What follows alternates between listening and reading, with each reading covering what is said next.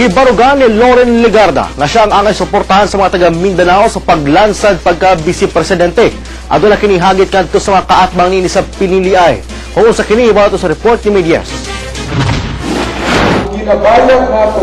Halos duha ka bulan na lamang ang nahibilin una pa ang adlaw sa piniliay nagpabilin gihapon nga nag-una sa resulta sa Social Weather Station Survey si Liberal Party Vice Presidential Mar Rojas. Apan wala nagpaapekto sa mga survey si Nationalista Party Vice Presidential Loren Legarda.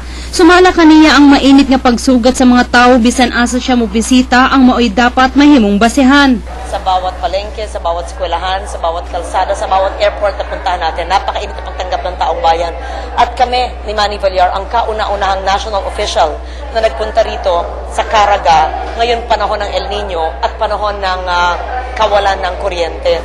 Gipasigar mo ni ini nga usa siya ka honorary Muslim princess sa Maranao ug ubay-ubay na matud pa ang nahimo ni ini alang sa mga lumad sa Mindanao. Gihagit ni ini ang mga kaatbang nga kandidato aron lang pamatud-an nga siya ang angayang mahimong Vice Presidente. Amon ko ang ibang mga Vice Presidenteng kandidato kung sila ay mas nakaikot ng Mindanao higit pa sa akin, wala sigurong ganon, na nakapunta sa Patikul, Indanan at Holo sa Sulu, na nakakapunta sa Marawi City at sa mairami ibang lugar. Sama sa ubang mga kandidato, pulos maayong saad alang sa ikalambo sa pulo sa Mindanao ang gipahayag ni Senador Legarda. Ang halapad ni ining kasinatian sa pagsulbad sa problemang pangkalinaw ug pangkalambuan sa Mindanao ang gihimo ni ining kapital sa pagkuha og simpatya sa mga tao.